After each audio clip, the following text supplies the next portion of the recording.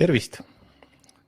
Marko on täna teiega ja loodan, et olete jõudnud juba koguneda ja valmis siis selle aasta viimaseks webinariks. Nii, kes on esimest korda, siis paremal pool on teil chati aken, sinna saate kirjutada ja praegu ongi kohe hea mõte proovida, kas kõik ühendus töötab, et kas te mind näete ja kuulete, kirjutage palun chati aknasse, kas kõik on okei, kas on kõik näha ja kuulda. Et siin on muidugi väike viivitus meie vahel, et ma siin natukene lobisen teiega, kuniks siis ilmuvad teie sõnumid. Nii, sõnumid saabuvad. Ellen kirjutab, Anna kirjutab, Katrin, Sven. Tere kõigile. Marika, Susan, tere.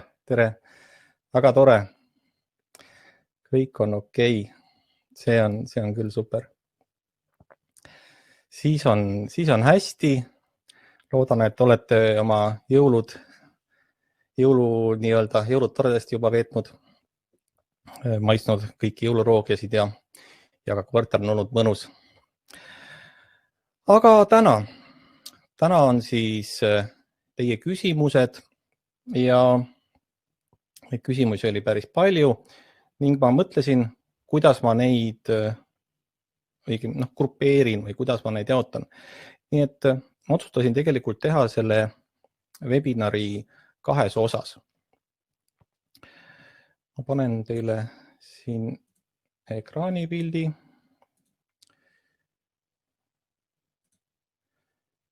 Nii. Tänased teemad siis. Ma tegin ta kaheks. Ehk siis väga palju küsimusi, mis mulle saabusid, olid seotud treenimisega, mis ja kuidas ja mis on siis hea ja mis on siis halb ja selle kohta on alati palju küsimusi ja kuidas treenida ja nii edasi. Ja kuna just äsja ilmus värske uuring, siis ma selle valguses käsitlengi natukene seda treeningmeetodeid ja kuidas need võivad koerale mõjuda. Ja teises osas läheme rohkem teie küsimuste juurde. Ka seal ma olen teinud mõningad kokkuvõtteid, pannud siis mõned küsimused, aga need kajastavad väga paljude sarnaseid küsimusi nii-öelda. Ja seal on siis suuremad teemad ongi need probleemkäitumine ja kuidas siis hästi jalutada ja tegelemine seal kas või küünte lõikamine või muud sellised teemad. Ja esimene teema, nagu ma ütlesin, on siis koera treenimine. Ja 16. detsember sel aastal, ehk siis vähem kui pool kuud tagasi ilmus uuring, mille nimi siis inglise keeles oligi, kas koolitusmeetoditel on tähtsust.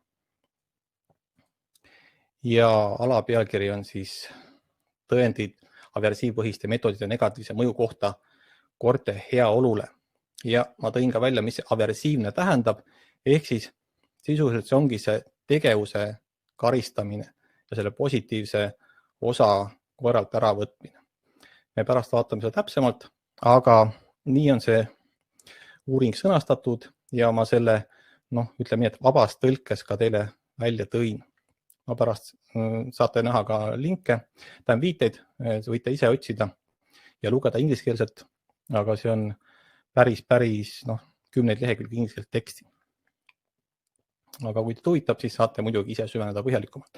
Aga ma teen teile siia väikse kokkuvõtte ja võib-olla on teil sellest kasu, saate endale võtta nii-öelda teadmiseks ja rakendada siis nii, nagu te õigeks peate. Ja uuringu eesmärk oligi uurida erinevate koolitusmeetodite mõju. Ja just oluline on see seetõttu, et uuriti ka seda, kuidas siis see treening mõjub, kui koer on kodus.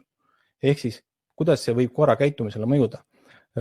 Kas tal ilmnevad mingisugused stressiilmingud, kas käitumisprobleemid ja mõõdeti sellise elemendi nagu kortisooli sisaldust.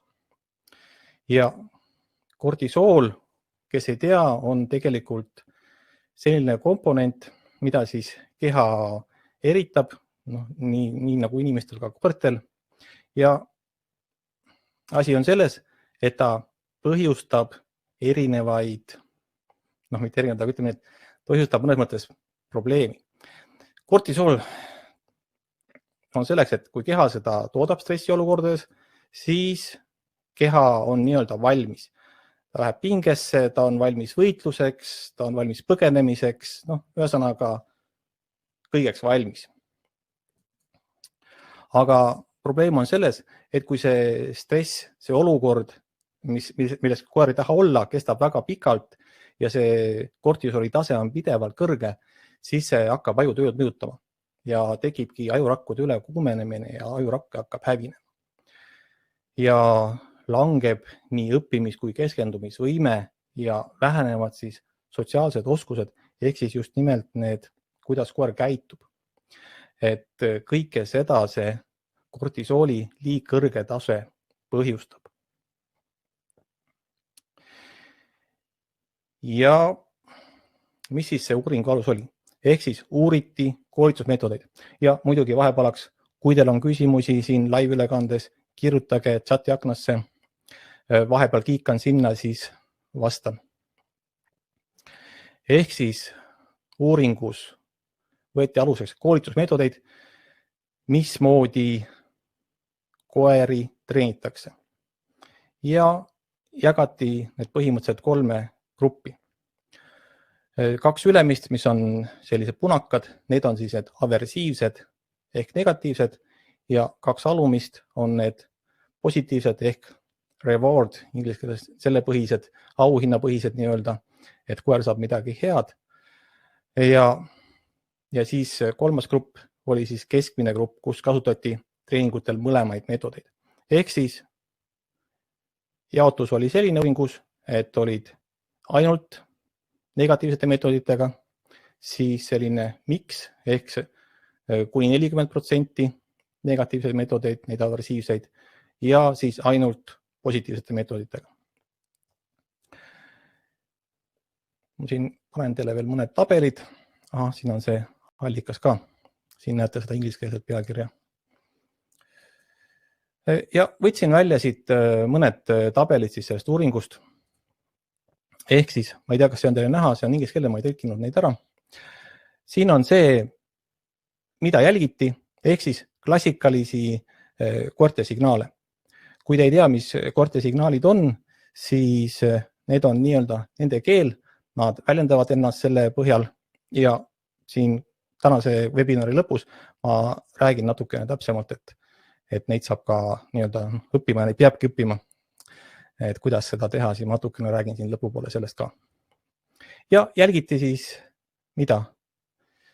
Kehapööret, klassikaline signaal, siis eemale liikumist, küürutamist või madalaks laskmist ja üldse täiesti külili lammamaa asendisse minekut.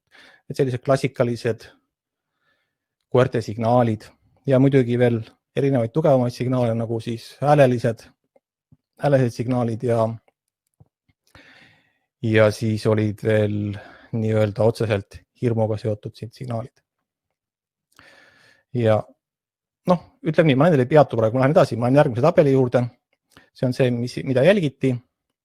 Ja nüüd ma näitan teile siis tulemusi, millised siis nendel 3 grupil olid. Ehk siis olid siis need täiesti negatiivsed, siis see miks grupp, kus kasutati mõned meetodid ja positiivne grupp. Ja siin te näete, et ühesõnaga, mida väiksem tulp, seda parem on. Ehk siis koerad näitasid vähem stressiilminguid. Nad tegid vähem oma märke, mis seda stressi väljendavad. Mida kõrgem on tulp, seda suurem oli koerte stress ja kas siis ebakindlus või mis iganes selline ebameeldiv olukord sellel treeningul. Ja nagu te näete, siis see grupp, aversive ehk siis see negatiivsete meetodite grupp on tulbad, on see valge ja need on siin enamuses kõige kõrgemad. Ja siis need positiivsed on kõige madalamad enamasti ja siis see mix grupp on kuskil keskel. Nii, panen veel ühe slaidi siia. Üldise meeleolu hinnang treeningutel. Ja see on nüüd väga huvitav tabel ka. Siin te näete nüüd konkreetselt, milline on koera meeleolu. Et seda hinnati, neid mõõdeti. Vasakpoolne tulp on siis negatiivne, keskmine on mix, kus kasutati mõlemad meetodeid ja parempoolne on positiivne. Ja see must osa on nüüd see, mis näitab, et koer oli pinges. Siis valge osa on siis, et koer oli põnevil, positiivne, excited, selline positiivne elevus nii-öelda. Ja siis see triibuline osa on, ei olnud kindlad, et vaatlejad polnud kindlad, mis see olukord on. Aga kui te näete, siis võrreldes positiivsete või siis neid aversiivi meetoditega, siis vahe on väga-väga suur. Et milline see koera meeleolu, see enesetunne seal treeningutel on, et kuidas nad käituvad. Et te näete siin väga ja väga suurt vahet. Et siin tabelis te näete seda koera enesetunde erinevust. Ja nüüd ma näitan teile veel ühte tabelit. Kortisool, millest ma just rääkisin, et kui see pikaaegselt on koeral keres, et kui see stressitase ei madaldu, siis kortisool põhjustab probleeme. Siis siin te näete seda kortisooli tõusu treeningu järgselt. Segagrupis ja negatiivsete treeningute grupis oli see oluliselt suurem kui siis positiivses grupis, kus see oli põhimõtteliselt muutusteta. Nii et selles suhtes, nagu näete, siis see on päris uuring, tegelik uuring, koeri vaadeldi ja see on see hea asi, et see uuring tehti niimoodi, et seda ei tehtud näiteks koeraomanike ütluste põhjal või kuidagi muul viisil, vaid võetigi konkreetselt siis koerad aluseks nende tegelikud käitumised. Ja mis need uuringu tulemused siis nii-öelda kokkuvõtvad tulemused olid? Ma kõiki seal välja ei toonud, aga ütleme nii, et olulisemad.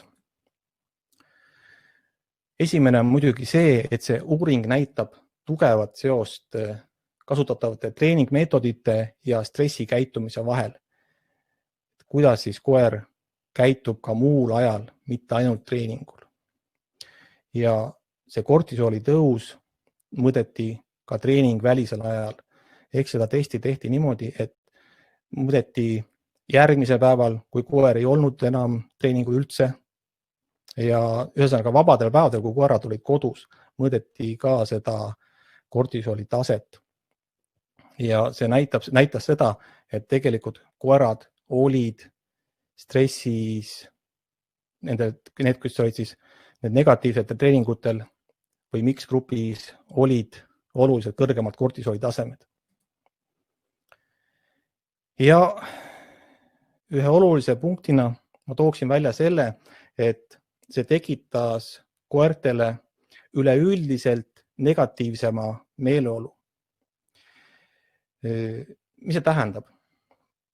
Need aversiivsete meetoditega treenitud koerad, see tähendab seda, et oht näiteks sellele, et ta on nii-öelda, nagu inimenegi on negatiivne või pessimistlik, et ta juba läheneb uutele olukordadele, näiteks kas või teine koer tuleb vastu või mis iganes, ta juba võtab sellise negatiivse hoiaku või ükskõik mis muu olukord, et kui need koerad, keda treeniti positiivselt, suhtusid uutesse asjadesse ja kõigesse sellesse juba ette positiivselt, siis need negatiivsed treeningmeetodiga treenitud koerad suhtusid kõigisse sellistesse olukordadesse negatiivselt juba ette.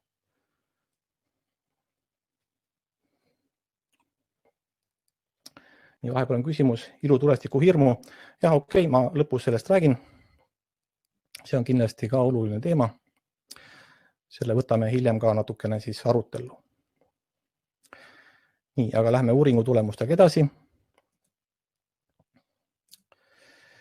Ja samuti leiti, et positiivselt treenitud koerad õpivad kiiremini uusi asju.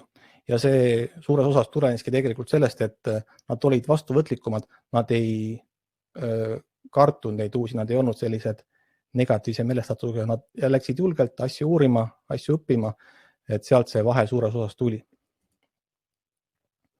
Ja mida rohkem kasutati neid negatiivseid treeningmeetodeid, seda suurem mõju oli sellel koera üldisele heaolule nii treeningul kui treeningu välisel, seal vabal kodusel ajal.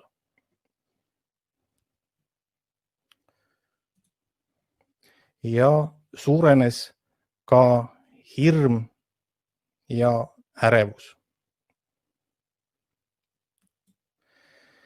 Ja ka stressikäitumine üldiselt oli suurem nii negatiivselt kui ka sellel mix-grupil.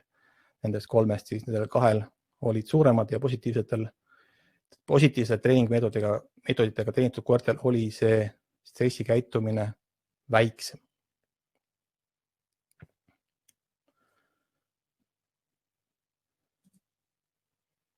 Nii, see oli selline väike kokkuvõte just äsja ilmunud uuringust. See uuring, ma alguses ei maininud, seda tehti 2,5 aastat, see on tehtud Portugalis. Aastatel 2016 kuni 2019 see toimus.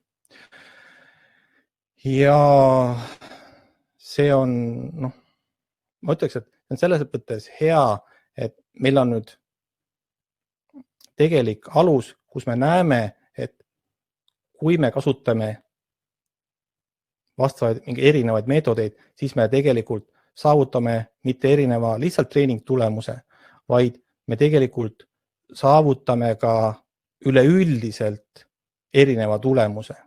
Ehk siis koerad hakkavadki sisuliselt kogu oma elu vältel käituma teistmoodi, sõltuvalt sellest, kuidas neid on siis treenitud või treenitakse. Et seetõttu ma olen alati öelnud, ütlen veel kord, et kui te koera treenite, siis alati mõelge, milliste treeningmeetoditega. Ma panen siia korraks tagasi selle alguse slaidi. Nii, selle slaidi.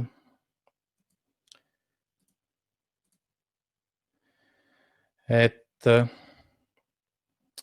tasub mõelda, et mis ja kuidas, mida te oma koeraga teete, kuidas treenite, see tegelikult on teie otsus ja nii-öelda teie vastutus, et on teie koer. Siin on küsimus, ma siin loen ette. Mul on 2 kutsikat, kuidas ma neid tänan, et nad on teavitanud, et võõras on koduõuel. Ma nüüd hetke mõtlen, et siin on siis mõeldud siis, et kui võõras tuleb nii-öelda õuele ja siis tuleb neile midagi öelda. Sisuliselt nad peavadki võõra ära nuusutama ja te peate neid julgustama ja kiitma, et see oli hea tegevus. Ma ei tea, kas ma praegu mõistin seda küsimust õieti. Et ega seal aius peab olema kutsikate puhul alati käepärast nii-öelda taskus. Et tuleb julgustada kõiki selliseid tegevusi, mida te näha tahate. Kõiki neid positiivseid asju. Et peale hüppamist, sellist käitumist te ei näita üldse emotsiooni, aga see, mida te tahate näha, et nad lihtsalt vaatavad näiteks seda võõrast, nad ei torma talle peale, kõike selliseid käitumisi peate te siis positiivselt premeerima.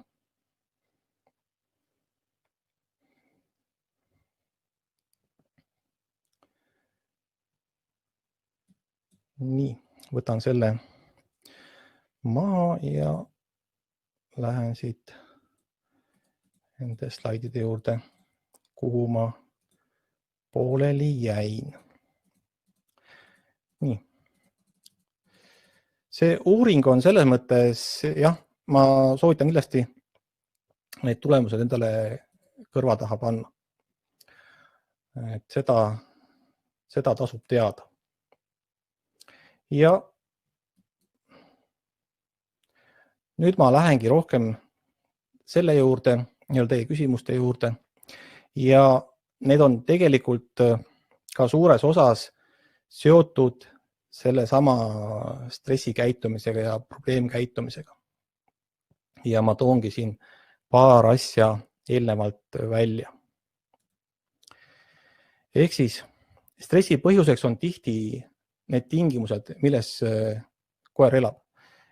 Mitte, et nad inimese mõistes oleks halvad, aga koer ei pruugi ennast endas hästi tunda, ükskõik mis see võib olla. Kas või see, et ta tahaks, et ta pesa oleks teises kohas võib olla. Võib olla miljon põhjust nii öelda. Pluss siis need tegevused lisaks, mis me koeraga teeme, võivad ka stressi põhjustada. Väike stress on alati hea, aga kui seda läheb liiga palju, siis on see juba halb.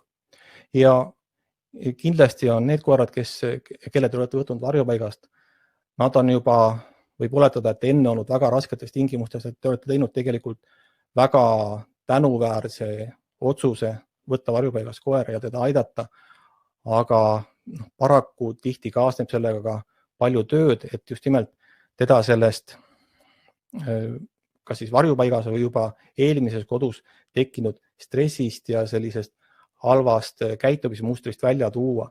Et see nõuab teilt tihti palju tööd. Et ma siin natukene sellest mõnda punkti räägin siin edaspidi veel, aga jah, paratamatult varjupaiga koerad tihti vajavad meie abi veelgi rohkem kui siis tavalised kutsikad, kelle me võtame siis kuskilt kasvataja juurest. Nii, siin on üks küsimus, ma loen ette. Meil on kutsikas, kes õues hakkab lakkuma ja närima ja sööma mingeid võõraid asju. Enamasti küll lehed, kuid võib ka midagi ohtlikumat olla. Kuidas oleks kõige õigem teda korrale kutsuda?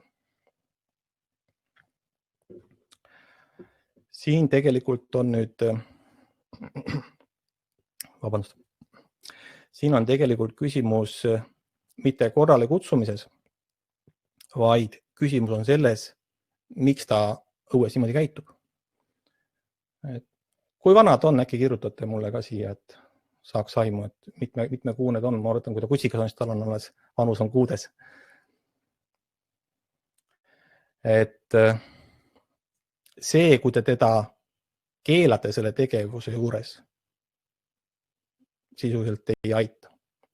Teil tuleb leida see põhjus, miks ta nii käitub. Kui ta on väga noor, 2 kuud. 2 kuud, siis ta on, te olete ta alles ilmselt võtnud, siis tal on tegelikult see periood, kus ta tahabki kõike suhu panna ja uurida, mis asjad need on. Et see on kindlasti esimene asi. Pluss varsti hakkavad tal hambad vahetuma, siis on ka närimise olukord. Et see on kindlasti üks põhjus, et ta lihtsalt ongi nii noor, et ta tahab kõiki neid esemeid ja neid asju uurida, sest tal ei ole mingeid erilisi variante, et ta siis nuusutab ja paneb neid tihtipeale ka suhu. Kui see nüüd on nii-öelda, kuidas ma ütlen, väga liigne või tundub nagu ülemäära palju seda suhu haaramist, siis tuleb hakata seda vaatama, mis on need tegevused, mida temaga teete. Et ma kohe selle juurde jõuan ja üritan teile anda natukene seda siis nägemust, et mida te peaksite vaatama ja kuidas selle peale, mida jälgima, ütleme nii. 5 päeva alles kodus olnud, aga ma ei taha, et ta midagi paha kätte saaks. Okei, siis ta on tõesti teil alles tulnud ja ta on tegelikult alles selles stressis, et ta on kuskil uues kohas, et see on kindlasti üks põhjus, miks ta neid asju suhu haarab. Et andke talle rahu ja vaikust ja kohanemisaega, see on esimene asi, mida ta kindlasti vajab. Et 5 päeva ta on lihtsalt juba selles stressis ja võite talle anda närimiseks asju, mis on siis ohutud. mis on siis talle sobivad ja siis neid asju, mida ta ei tohi närida, siis ta üldiselt ei närista, nii väike ta lihtsalt kohaneb, andke talle natukenegi aega, et seal sellega läheb ikkagi aega rohkem kui 5 päeva. Nii, küsimus. Mul koer vaatab televiisorit ja teda häirivad kõik seal näidatavad loomad ja multikategelased, hakkab haukuma televiisori suunas. Kuidas sellest võõrutada?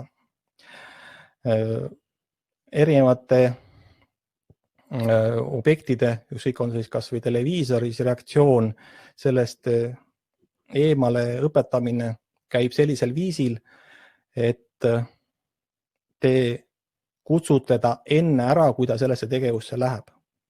Ja kui ta näiteks reageerib sellele, et te panete telekal on hääl, eks ole, ta kuuleb näiteks seal mingisugust looma või asja, siis esialgu harjutada ta ilma hääleta, kui ta ainult, siis ta tõenäoliselt läheb natukene vähem sellest närvi. Aga teie eesmärk on see, et niipea kui te näete, et ta hakkab sellele reageerima, hetke enne seda te kutsute ta sellelt olukorrast välja ja kiidate teda, vajadusel annate talle maiust. Ehk siis, mida me teeme sellisel viisil? Me õpetame teda teistmoodi käituma, mitte sellele televiisorile või ka mingi muule asjale reageerima. Ja seda tuleb teha järjekindlalt. Kui ta nüüd tõesti kogu aeg reageerib, siis see on väga raske. Selles mõttes, et te peate teda pidevalt ära kutsuma. Ma tahaks öelda seda, et te peate tegema talle eraldi nii-öelda teleka vaatamise sessiooni ja sellel ajal seda õpetust talle jagama. Ja ma ei saa öelda, et parem, kui ta muul ajal siis ei vaata seda, et kuniks tal on see mööda läinud, tõenäoliselt see olukord ei õnnestu, aga te peate igal juhul teda sellest olukorrast välja kutsuma. Et see on küll kindel.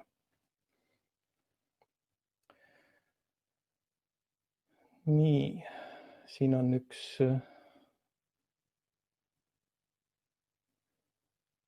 siin tegelikult ongi tegelikult juba üks väike soovitus, et jah, et kõik, mis kutsikas ei tohiks süüa, see tuleb ära panna. Ja nii see paraku on, et kutsikas tahab kõiki asju suhu haarata. Ja siin on ka siis soovitus, et lihtsalt need asjad ära panna. Ja eriti, kui ta on nii väike nagu 2-kuune. Nii. Ma lähen nüüd edasi. Nii, kus mul see hiir nüüd siin kadus? Kaotasin oma hiire ära. Lähen edasi selle koera tegevusega. Ehk siis, natuke praegu sellest rääkisin, aga ma ei saa öelda probleem, aga asi ongi selles, et see treening ei aita stressikäitumise vastu. Et see ei sobi mitte kuidagi käitumise parandamiseks. Et kui me seda üritame, siis tegelikult see on üks hullemaid asju, mida siis koeraga teha saab, sellise koeraga, kes on juba selles sügavas või suures stressi sattunud, et ta ongi pidevalt ärev, pidevalt närviline, pidevalt on mingi probleem. Ja kui me nüüd üritame sellist koera treeninguga, käskudega midagi tegema saada, siis on see peaaegu et võimatu ja see ei lõppe selles suhtes hästi, et koer ei õpi ja see stressitase tõuseb veelgi. Et seda peab kindlasti arvestama. Et tuleb hakata tegelema rahulike tegevustega, et tuua ta sellest stressiolukorrast välja.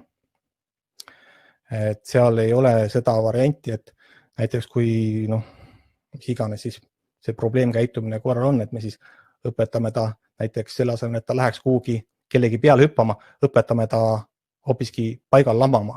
Selline õpetus ei lahenda selle koera probleemi ära, seda peale hüppamisprobleemi. Ta küll loodetavasti kuuletub käsule, aga tegelikult me peamegi ta õpetama käituma nii, et ta ei tunne vajadust enam sinna kellelegi peale hüppama minna.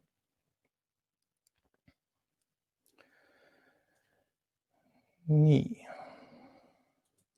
Siin on küsimus, ma loen selle ette. Minu kutsikas kohe 6-kuune valab oma toitu, urisib ja muutub agressiivseks. oleme selle valvamisega kohe algusest peale tegelenud, aga mida teha sellises olukorras? Jah, siin on üks analoogne küsimus kohe tuleb ja siis ma käsitlen seda ühe korraga.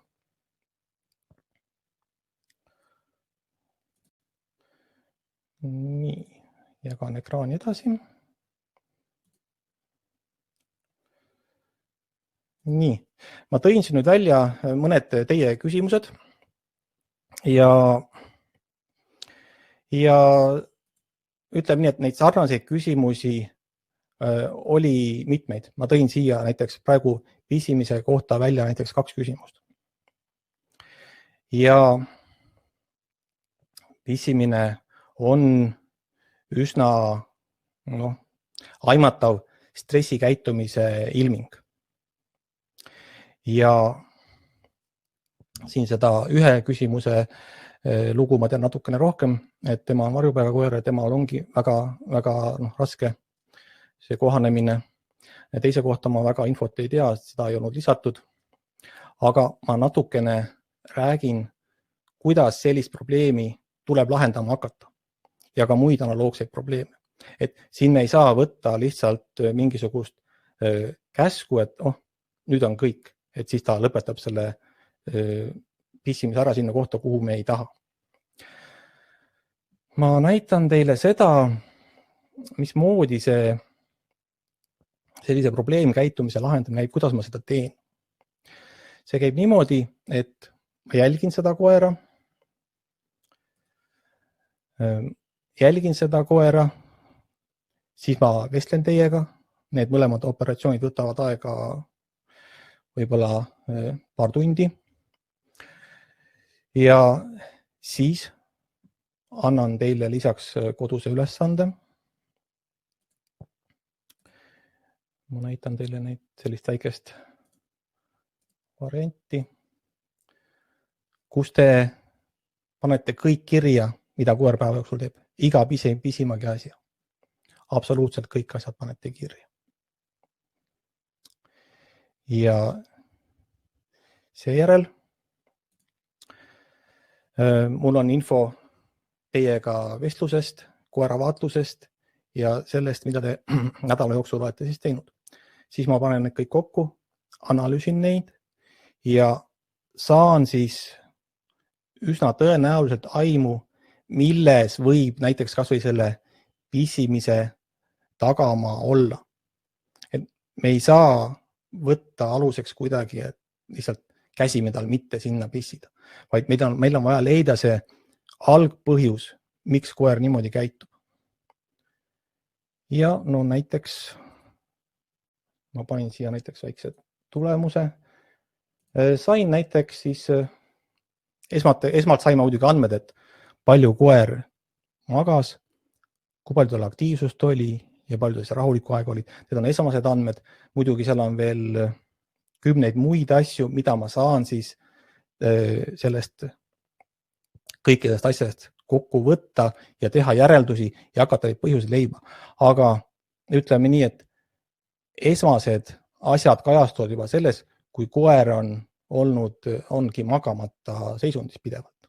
Et kusjuures see, mis te siin näete, et näiteks -30 tundi on koeral nädalas unepuudus, see on üpriski tavaline, sellepärast et inimesed ei tea, kui kaua peab koer lihtsalt magama. Ja seda aktiivset aega on lihtsalt liiga palju. Ja kui te mõtlete selle peale, et kui te ise peaksite olema 30 tundi vähem magama nädala jooksul, siis see kindlasti mõjutaks teie vaimset tervist, et lihtsalt oleks unepuudus. Ja samamoodi on sellised kõige lihtsamad asjad on ka koertel, kus need probleemid tihti juba algavad. Aga samamoodi saab sellest koera vaatlemisest, tema jälgimisest ja teiega intervjuust saan ma panna kokku selle tervikpildi ja siis pakkuda välja need tegelikud lahendused. Et praegusel juhul, panen siin selle tagasi, praegusel juhul siin ongi see, et ma ei saa teile öelda, miks ta seda teeb ja ma ei saa teile ka öelda, et ärge käskida tal seda teha. et siin ei ole seda, mul ei ole võimalik seda lihtsalt teha, sellist lahendust teile pakkuda. Nii, ma loodan, et te saite natukene teada seda tagamaad, et kuidas see probleemi lahendamine käib. Muidugi te saate palju ka ise ära teha, aga sellest ma räägin siin natukene lõpupoole. Nii, ma panin siia veel ühe küsimuse. Kui teil on veel küsimusi, ma näen siia mõned on tulnud, et võite siin kirjutada juurde ja kes tahab, siis võib kirjutada privaatselt, et teised ei näe, ma loen lihtsalt küsimuse ette, ma ei loe ette, kes selle autor on. Et siin on, teil on mõlemad variandid. Näiteks siin on küsimus küünte lõikamise kohta. Ja ma tegin siin punaseks 2 asja. Ehk siis inimene kirjutab, et koeral on tundlikud käpad, ta teeb massaaži ja see nagu väga meeldib, kuid samas ütleb ta, et ta kannatab. Siin ma ütleks, et kindlasti tuleb nüüd koera hakata jälgima, et kas talle ikka see üldse ikkagi päriselt ka meeldib, sest et ei ole varianti, et talle see kuidagi meeldib ja siis äkki ei meeldi, et kas ta siis naudib või ei naudi. Et siin tuleb lugeda neid koera signaale ja sellele ma pühendan siin ka lõpus natukene aega, et selgitada, miks neid on vaja teada. Sest siin ma kardan, et ongi natukene valesti koera loetud, et talle see meeldiv osa, ma kardan, et pigem mitte. Pigem mitte mulle tundub siin. Aga kuidas lõigata küüsi? Et küsija kirjutas, et ta on igasuguseid variante proovinud. Mina ütlen siis seda, et mõned variandid on veel, võib-olla mida te ei tea, võib-olla teate, ma ei oska öelda, aga mina tooks välja ühe variandi sellise, et hakake seda tegema ühes kindlas kohas. Üldse sellist koera hooldust. Et noh, ma näitaksin, võtan ühe pildi. Panen selle siia suurelt. No, näiteks näitan, et mina kasutan spetsiaalset lauda. Aga teil ei pea selline laud see olema. Et see ongi see koht, kus koer teab, et jah, teda nüüd kammitakse, minul on trimmitav koer, teda trimmitakse, temal lõigatakse küüsi, tehakse kõiki neid protseduure. Ja samamoodi siin laua peal saab ta ka maiust, see on üks tore laud tegelikult, et eesmärk on see, et see peab olema selline laud, aga teil võiks olla mingisugune koht, kus te siis seda, just teostate seda, nii-öelda näiteks koera hoolduse toiminguid. Et see oleks selline esimene asi, et see ei toimuks nii-öelda suvalisel hetkel, et nüüd ma lõikan näiteks koera küüsi siin või teen midagi seal, et võtke kindlasti selline üks koht, kus seda teha, et siis koer teabki, et tehakse protseduure ja küünte lõikamisega näiteks võib teha ka veel seda, et te teete temaga ka kõiki muid protseduure, kammite teda, harjate, võib-olla midagi muud teha, et see küünte lõikamine nii-öelda see viimane protseduur, et ta teab, et kui see ka ära on, siis on kõik, et siis on läbi. Et tema nii-öelda saab kiita maiust, et kõike seda. Ja siis on üks variant, ma näitan teile, ma ei tea, kas te teate seda, aga võtta selline laud, see on nüüd natukene suur, ma ütlen võib-olla isegi labradori suuruse korra võib-olla isegi võiks selline olla. Selline laud ja panna siia peale liivapaber. Mul on siin praegu väike rull, siis võib panna mitu tükki nii-öelda kõrvuti. Ja panete siis tagant näiteks klambriga kinni siit teiselt poolt, panete selle täis ja neid müüakse ka lehtedena poes seda liivapaberit. Aga panete selle talle ette ja õpetate teda käpaga seal nii-öelda kraapima. Ja niimoodi te saate need kõige probleemsemad ehk esikäppade küüned ise nii-öelda lõikab ise need ära nii-öelda, et kulutab lühikeseks. Et see on selline tegevus, mis korral meeldib, kui on saab maiustada, ta õpib sellest ära, põhimõtteliselt nagu käpa andmise või mingi muu asja te õpetate talle. Et see sama vigur ja selle liivapaber, ütleme seal kuskil karedusega 80 või 60 kuhugi sinna kanti tavaliselt see võiks sobida. Aga sõltub koerast, et koeral on väiksemad küüned, siis võib-olla läheb vaja tihedamat.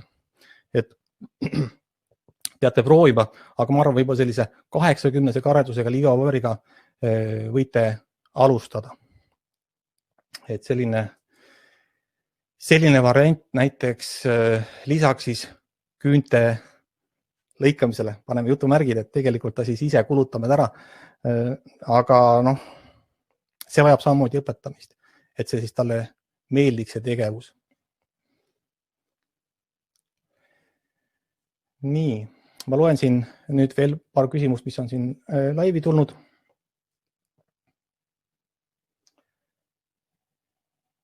Nii. Ja siin see multika käima hääletult. Jah, kui te panete selle multika, millest ma enne rääkisin, siis käima hääletult, siis kindlasti harjutage seda ärakutsumist. Just nimelt, et ta õpiks teistmoodi käituma, et see on väga tähtis, et lihtsalt hääletult käima panemine, sellest ei ole kasu, aga te peate talle samal ajal seda näitama, et ta ei pea seal selle peale minema haukuma ja tegema selliseid asju. Nii, küsimus jalutamise kohta. Jalutamise ma võtan siin lõpupoole teemaks, ma seda küsimust praegu ette ei loegi, ma loen selle siis ette, kui me oleme sinna jõudnud, sest see on väga palju küsitud teema.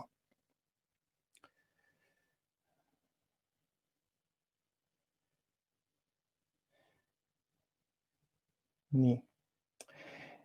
Siis on üks asi, et siis kui see lakkumise ja närimise teema, mis me enne rääkisime, siis on veel siin teema, et üks pooleaastane kutsikas ja niipea kui maas on midagi söödavat, siis see enamasti läheb koerale suhu, et mida teha. Esimene asi, mis ma ütlen teile, mida teha,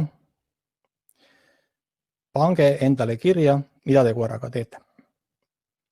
Sest et ta on 6-kuune ja kui ta õues neid asju haarab, see tähendab, see asja suhu haaramine, mis see aitab teha? See aitab koeral rahuneda. Kui ta näiteks tassib mingit asja suus või hoiab seal midagi suus, siis see tegelikult aitab koeral vaimselt rahuneda. Ja kui ta nüüd õues haarab neid asju suhu, siis see on nüüd selge märk, aga kaldub sinna poole, et tal on väga raske seal õues olla, tal on väga stressirikas seal, ta ei tunne ennast hästi ja ta võib näiteks sellepärast neid asju suhu haarata, et ta üritab ennast läbi selle rahustada. Et praegusel juhul, kui ta on 6-kuune, selline pooleaastane, ma kalduks esmalt seda asja jälgima, et kas ta tunneb ennast seal õues julgelt, võib-olla ta on ebakindel seal ja selleks, et ennast rahustada, haarab kõike suhu. Et nii noore koera puhul ma vaataks seda esimesena. Nii, ja küsimus, milline peaks olema une ja aktiivse aja rahuloleku aja suhe keskmiselt? Täiskasvanud koer vajab 12–16 tundi und. Ehk siis koer tahab magada nii, et ta magab selle öö teiega koos ja põhimõtteliselt ta magab päeval veel pool juurde. Ja kui sellest jääb nüüd osa ära, siis see on tegelikult probleem. Ja kui teil on kutsikas, siis kutsikate unevajadus on 18 tundi. Enamik ööpäeva tahab koer magada. Ja see magamine ei ole selline, et ta nüüd magab järjest, vaid koerad magavadki tsüklitena, magab 2-3 tundi ja tõuseb üles, võib-olla tegutseb, öösel lihtsalt läheb teise kohta, joob vahepeal vett, päevaeg võib-olla tegutseb tund aega teiega ja magab jälle edasi.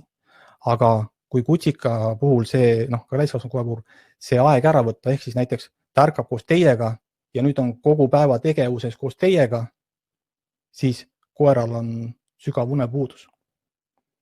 Et sellest tekivad väga-väga palju probleeme kohe alguses juba. Et kindlasti jälgige, kui palju koer magab.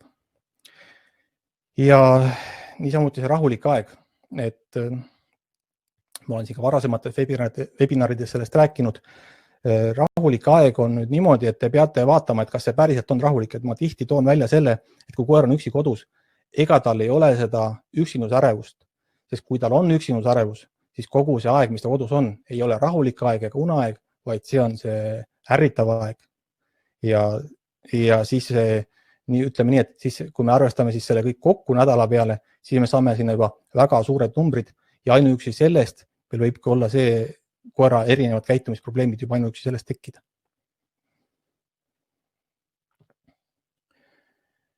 Nii, ma loodan, et ma vastasin nüüd sellele küsimusele ära.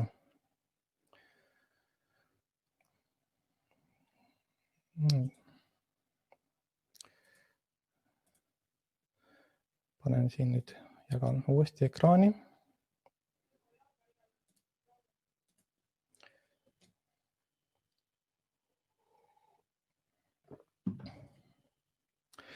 Nii, vajutame. Siin on nüüd küsimus jalutamise kohta, ütleme, et jalutama mineku kohta just põhiliselt. Aga ma panen siia veel 3 küsimust. Et sarnases stiilis küsimusi tegelikult oli palju. Ehk siis teine küsimus ka näksamise kohta ja ka toidu kaitsmise kohta oli küsimusi palju. Et need on sellised igapäevaprobleemid, millega te nii-öelda kohtute, millega te peate tegelema.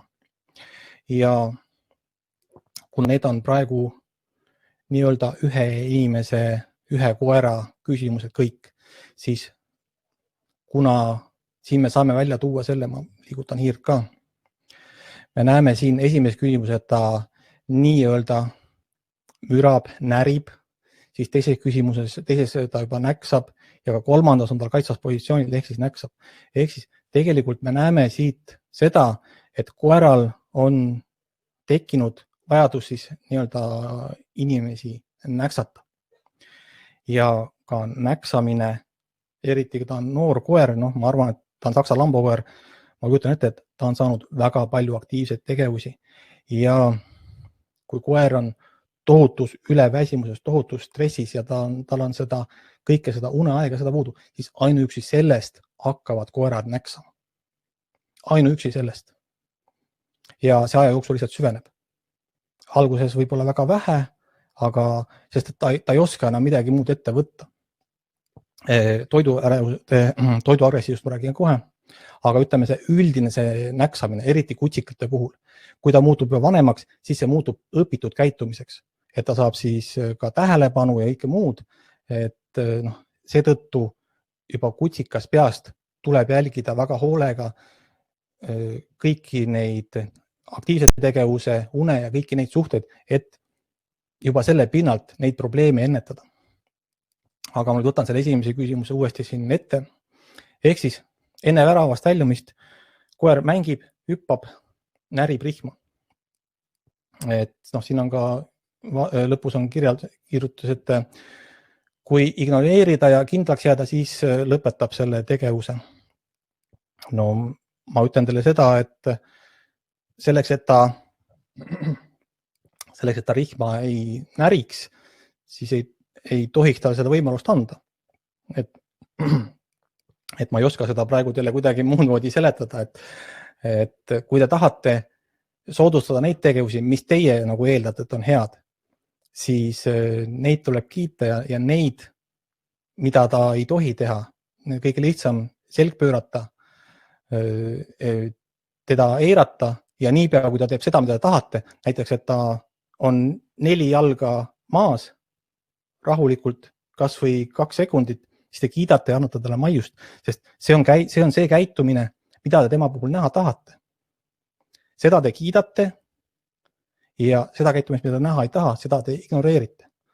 Et see on see põhiline meetod, mida te saate kasutada ja mida on väga lihtne kasutada.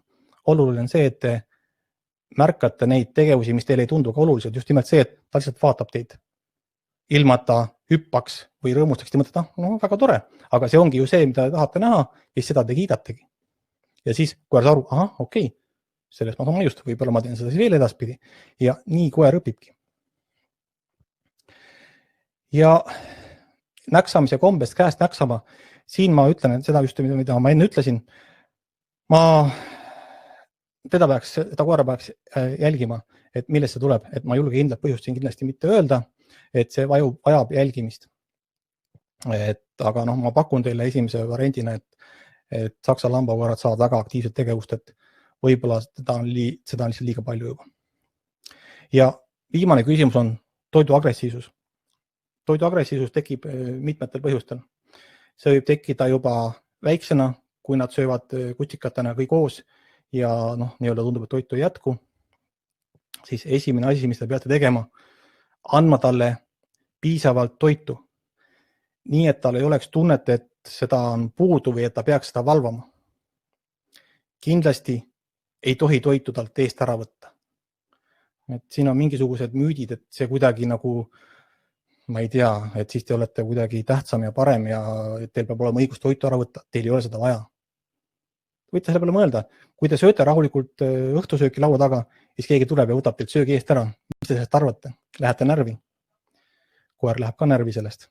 Seda ei ole vaja teha. Meil inimestena puudub vajadus selliseks käitumiseks, et andke piisavalt toitu. Tal peab olema selge signaal, et toitu on küll.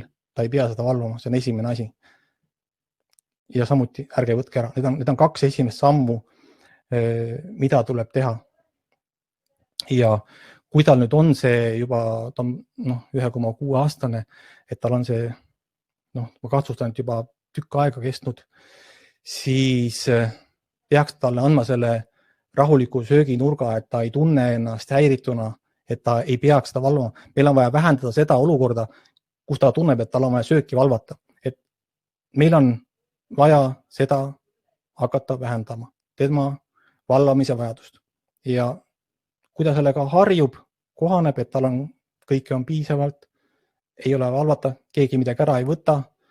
Praegu, ma ei tea täpsemalt, aga ütleme nii, et praegu tausta teadmata on mul mulje, et jah, et siin on lihtsalt tema hirm kaotada see toit, kaotada söök.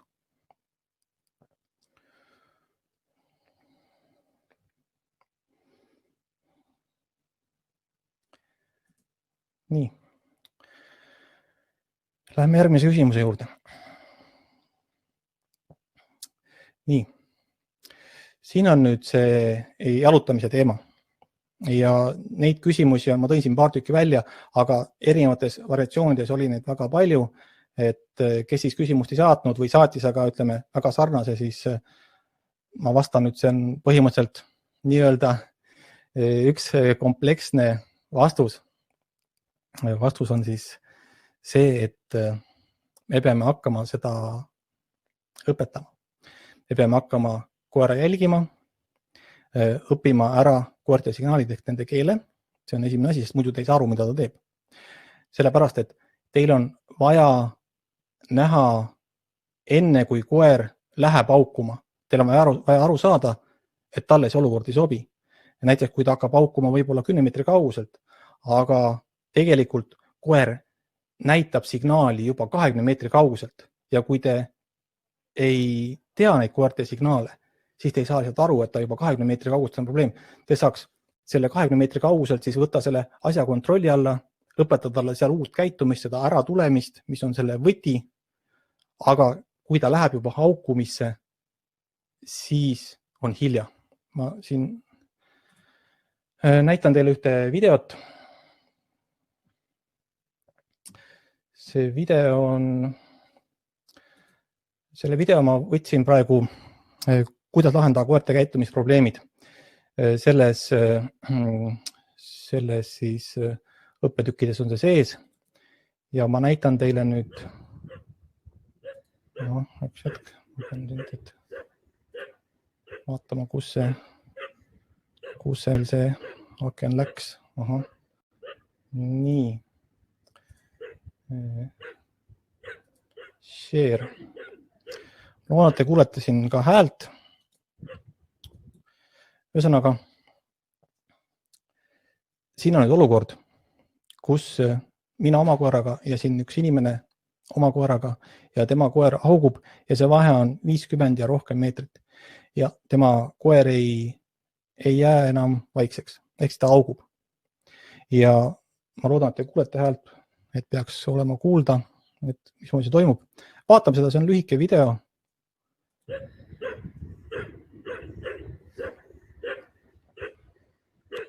See on nüüd väga kaugelt reageerimine, aga see võib olla ka lähemalt ja kas ta kestab nüüd pikemat või lühemat aega, see on ise küsimus. Antud olukord kestab pidevalt, see kestis, kui video ära lõppes, see kestis edasi, koer oli juba nii, et vaevalt oli näha, ta ikka haukus.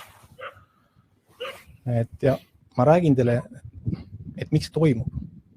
Ja kui te olete selles situatsioonis, siis teil ei ole enam häid lahendusi nii-öelda. Nüüd tuleb tegeleda tagajärgedega. Et teil tuleb see olukord enne kontrolli alla võtta. Minu koer on siin, uurib. Et need, kes on nüüd läbinud kas selle, kuidas lahendada koerte käitumisprobleemid, selle kursuse või muul viisil teavad neid seda videot ei olnud vaja. Ma lasen teile seda veel ühe korra seda kolli videot. Ütleme nii, et tuleb koer astuda, augub. Ja juhul, kui see on teie koer, et mis me nüüd siis teeme? Siis ega nüüd ongi ainukene lahendus see, et te lähete sellest olukorrast välja. Ja millal siis koer lõpetab aukumine, sõltub sellest, kui närvis ta on, kui suur on see stressitase temal praegu antud hetkel. Et see koer ei jäänud vait, kuna tema oli väga ja väga stressis, kuna seal oli koerte üritus, siis ta lihtsalt oli selle pärast väga närvis. Aga nii, okei, video maatub, ma räägin teile sellest. Ja jääb auku. Nii, stopp sellele videole. Kui teil on, kas mitte nüüd ei pea olema just selline olukord nii hull aukumine, aga lihtsalt, et te lähete ja koer hakkab aukuma, siis asi ongi selles, et seal on põhjus. Selle aukumil on põhjus. Tõenäoliselt on ta närvis, ta on stressis, talle ei meeldi see koer. Siin on näiteks, siin ei olnud see küsimust, ei olnud, ma panen ühe küsimuse veel siia. Üks hetk, ma kann seda kohe teile ekraani. Panen siia ühe küsimuse veel. Et miks osalt koerad ei taha teistega sõbruneda? See osalt see käib ka selle alla, et esiteks teie koer ei pea kõiki teisi koeri armastama, nii nagu teile ei meeldi kõik maailma inimesed. Samamoodi ei pea teie koerale meeldima kõik teised koerad. Ja ta ei peagi nendega sõbrunema, see on esimene asi. Ta ei pea kõigi koertega sõbrunema. Et see on esimene teadmine, mida tuleb aktsepteerida. Nii nagu teie otsustate, et jah, see inimene mulle meeldib, aga sellega mul ei klapi lihtsalt. Nii sama olukord on ka tegelikult koertel. Ei sobi, see on esimene asi lihtsalt. Aga ma nüüd lähen selle orisemise ja aukumise teema juurde natukene rohkem ja just jalutamise ajal. Me peame märkama neid olukordi enne.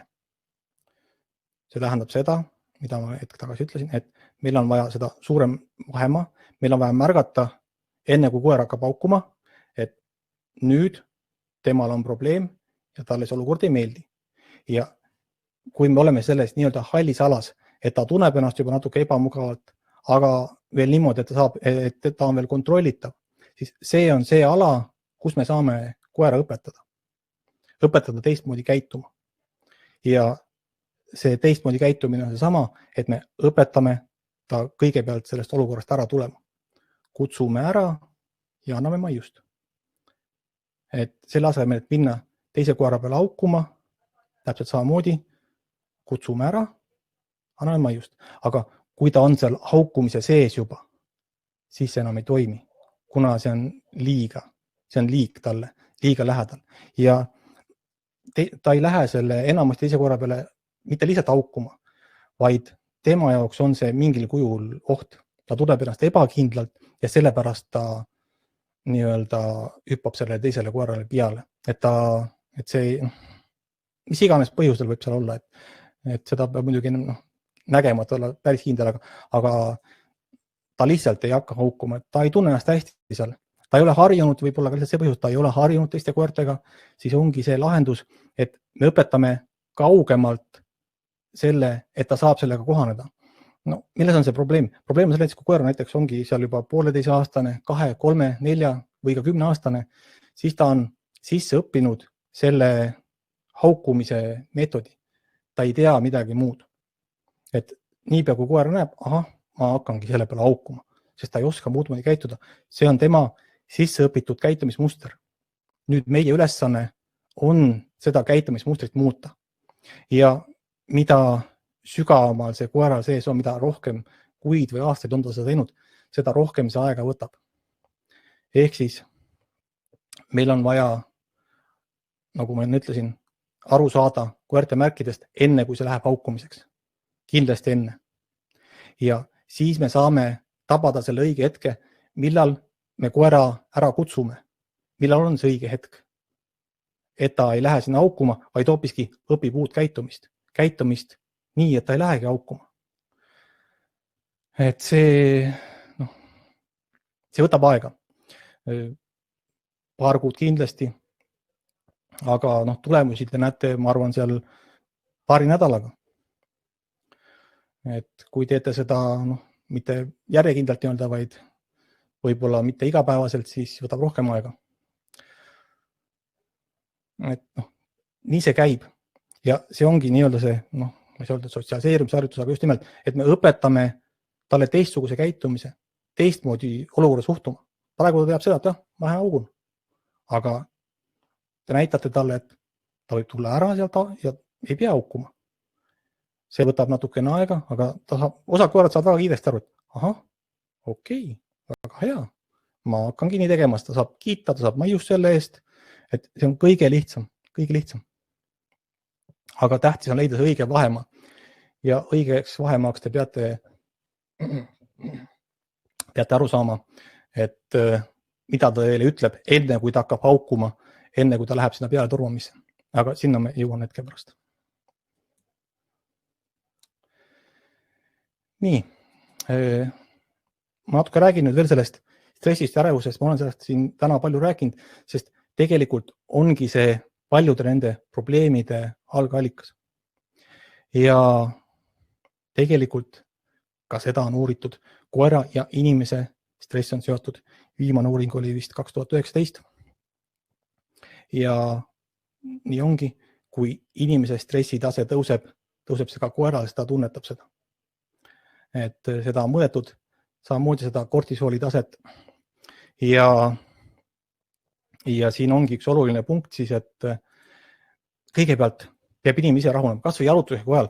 Kui sa tead juba, et mu koer läheb kindlasti haukuma, siis sa lähed juba enne närvi ja koer läheb juba sellepärast närvi, et sina lähed närvi ja siis ta läheb veel rohkem närvi, kui seda koer näeb.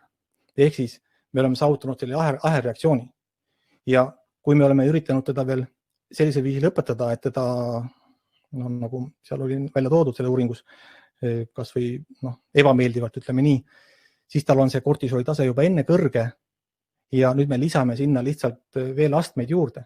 Nii et niipea, kui ta seda koera kas või sealt 50 meetri kauguselt näeb, ta juba tormab, sest ta ei kannatanud seda enam välja, see oli talle liig, lihtsalt ainuüksi selle koera nägemine. Ja meie esmane ülesanne ongi koera aju maha rahustamine. Et hakata tegelema rahulike tegevustega. Kõigepealt peab aru saama, mida me teeme muidugi. Et sellest ma ütlengi, et kasulik on endale panna punktid kirja, et mis koer päeva jooksul teeb, mida ma temaga teen, kus ma käin, kellega ma kohtun ja sealt saab juba ise ka palju informatsiooni veel lugeda, et lihtsalt ei mõtle igapäevaselt selle peale, et käisin koerteaias, mis siis. Aga koerteaias käimine on koerale väga stressirikas koht. Kui te käite seal iga päev, siis koera stressitase lihtsalt tõuseb. See ei jõua maha minna. Kui te käite üks päev koerteaias, siis järgmist 2 päeva ei tohi minna, et koer saaks maha rahuneda.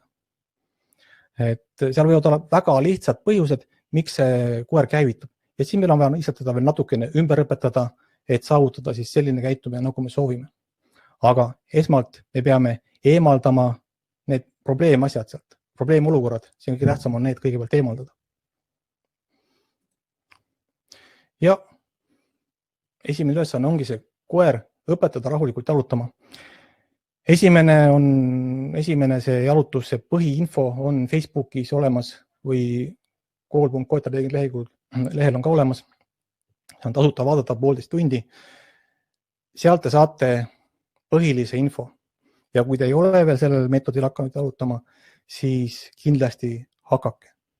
Hästi rahulikult, hästi aeglaselt ja mitte lastes koeral teistele koertele, inimestele, autodele peale hüpata. See on kõige esimene samm selle peale hüppamisega, aukuma minemisega. See on esimene asi, millega tuleb tegeleda, millega tuleb hakata peale nii-öelda, selle rahulikult jalutamisega. Tõesti rahulikult, kukesammul. Et mitte kuhugi kiiret ei ole, mitte keegi kuhugi ei jookse, et võtate hoo täiesti maha.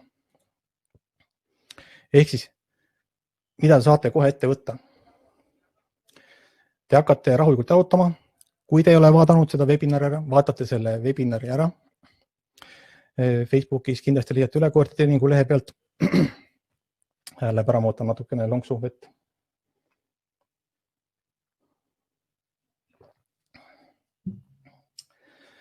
Et see jalutamine, see rahulik jalutamine on esimene samm probleemide lahendamiseks. Kõige esimene ja kõige lihtsam ja seda teil on iga päev vaja. Ja siis te õpite ära koerte signaalid.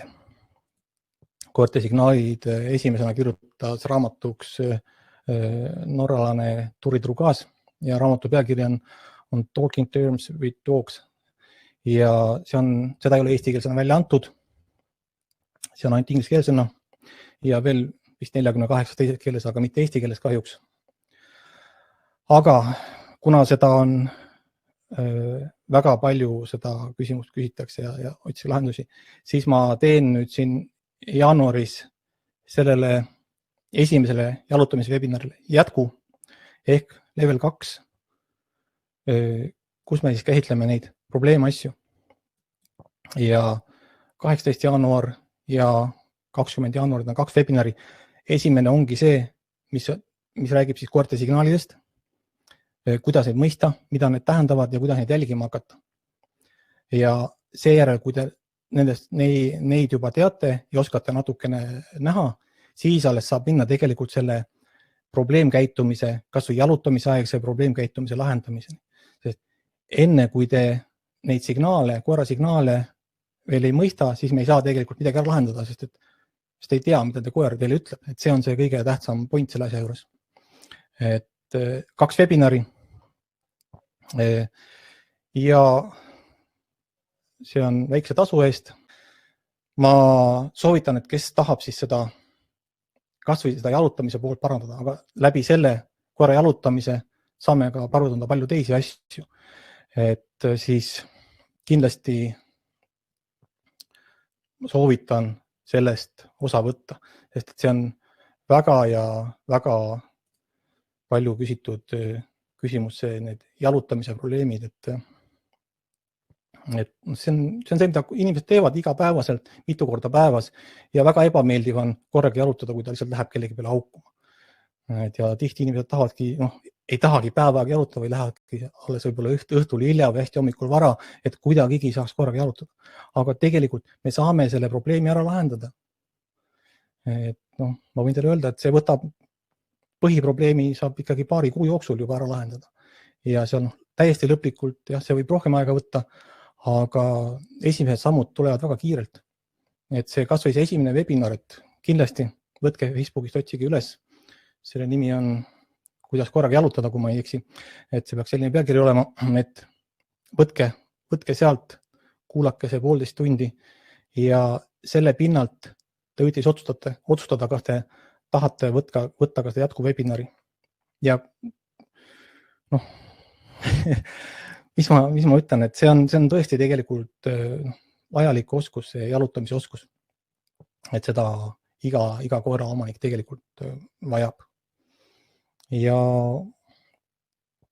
see ongi tegelikult see olulised asjad, mida ma täna teile siin käsitlesin. See, et te mõtlete, kuidas te üldse seda koera treenite, mis meetodit te kasutate, et sealt algavad tihtipeale probleemid, mis ei paista välja. Just nimelt, et kui need siis tegelikult mõõtma hakata, siis me saame teada, koeral ongi probleem, isegi kui ta on järgmisel päeval kodus, aga ma tegin temaga eelmine päev sellise treeningu, et ta tunneb ennast ikka veel ebameeldivalt, halvasti, tal on see kortisooli tasem kõrge ja läheb sellest selle pärast peale hüppama, et ta on närvis, kuigi me ei oska seda arvatagi. Ja samamoodi muud stressikäitumised, et nende mõistma hakkamiseks on vajalik mõista koerte signaale, aru saada, mida nad meile ütlevad. See on kõige tähtsam asi. Nii, kui teil on veel küsimusi, pange teele, sellepärast, et me oleme jõudmas lõpusirgele tegelikult, et siin mul on väike slaid, et küsimused. Et minu suur soov on see, et anda teile seda infot, seda teadmist, kuidas koertega on käituda. Sest kui me teame, kuidas koertega on käituda, me saame enamike probleeme ära lahendada, enamike probleemidest. Ja kui on noor koer, siis neid ei pruugigi üldse tekkida. Need kõige klassikalisemad on samad, need näksamised, hammustamised, peale hüppamised. Need kõik on tavaliselt omavahel seotud. Aga me peame leidma selle põhjuse ja selle põhjuse eemaldama. Selleks, et me saaksime aru, milles põhjus on, peame koera mõistma. Ja koera mõistmiseks on meil vaja mõista ja tunda tema signaale, mida tähendab käpatõste, mida tähendab mitte lihtsalt saba liputamine, aga näiteks saba hoidmine või keha ära pööramine. Meil on vaja kõiki neid signaale mõista ja kui me neid mõistame, siis me saame probleemid ära lahendada või vähemalt nendega algust teha. Ja see on see võti. See on see võti, mis teid aitab. Nii. Vaatan, kas ma siin vastasin kõik küsimused vahepeal ära.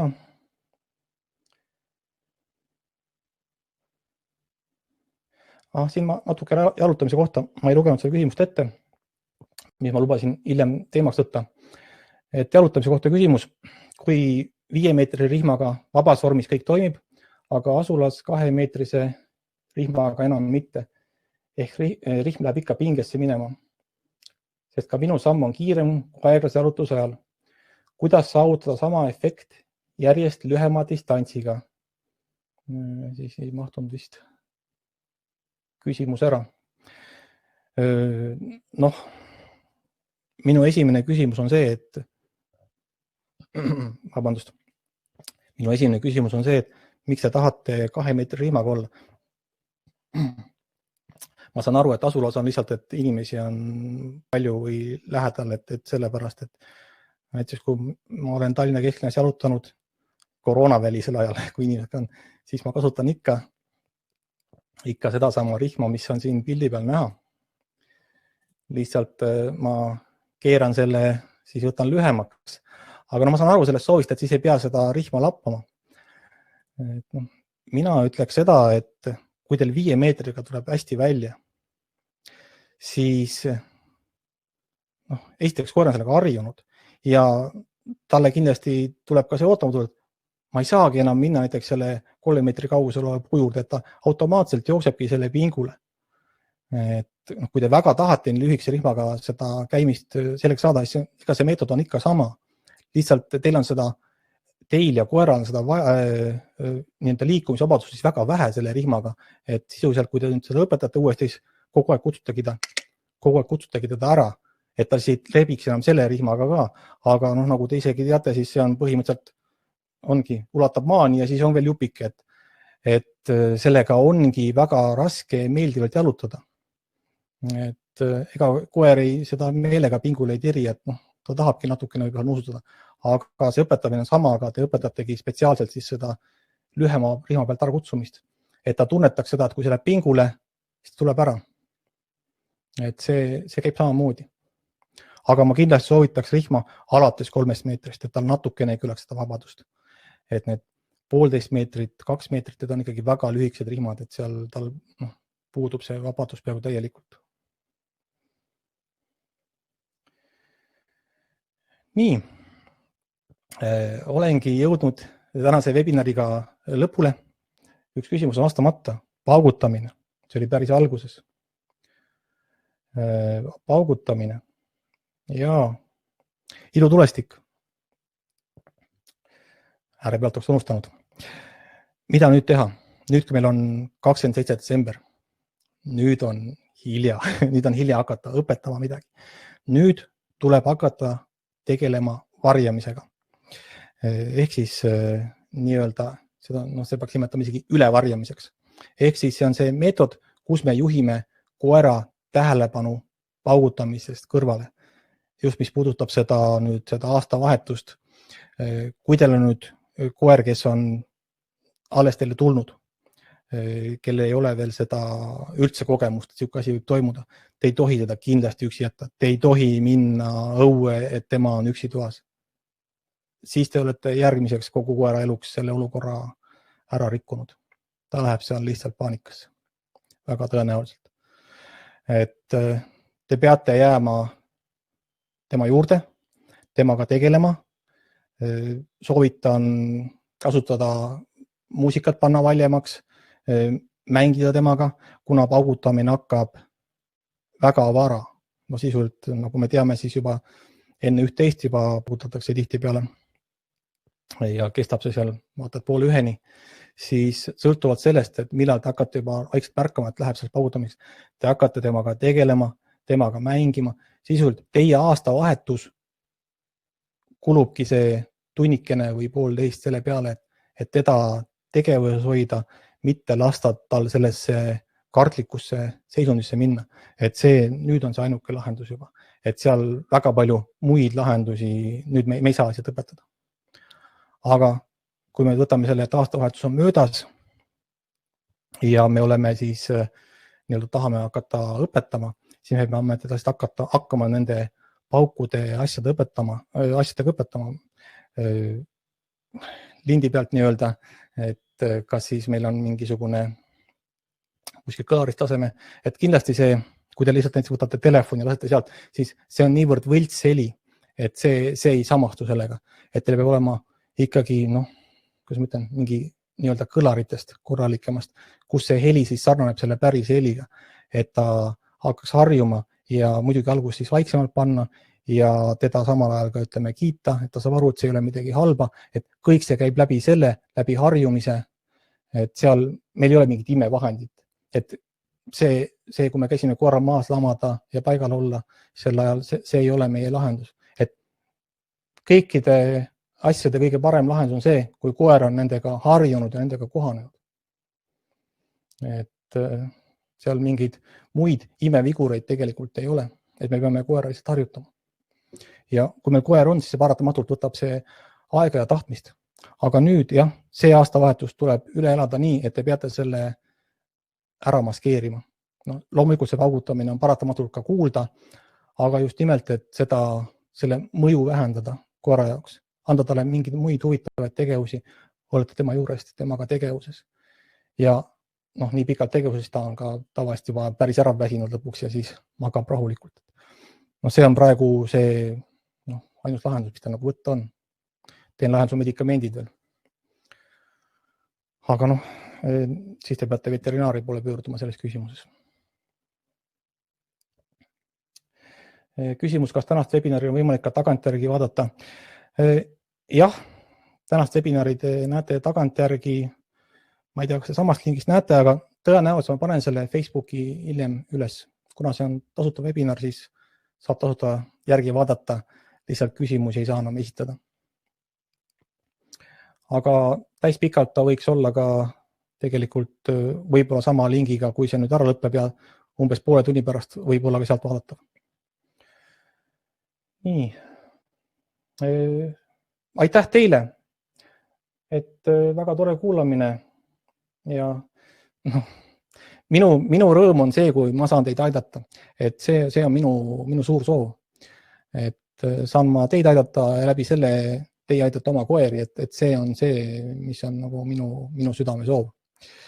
Ja ma soovin sellega, loodan, et te saite tänasest webinarist abi ja kindlasti ka tulevatest webinaridest, et me saame seda analüüsida neid koera käitumisi ja leida neid lahendusi, koerale meeldivad lahendusi ja lahendusi, mis toimivad kogu koera elu, et me ei pea teda sundima puuris olema või käsu peale lamama, vaid me õpetame talle, et ta saab olla rahulik, normaalne, hea koer, ilma et me peame teda käskima. Et see on minu suur soov ja ma kõiki teid ka ergutan selle poole püüdlema. Nii et aitäh teile nüüd tõesti ja head aasta lõppu ja loodame, et läheb see paugutamine ka võimalikult valutult mööda koerte jaoks. Kõik head ja kohtume uuel aastal. Nägemist!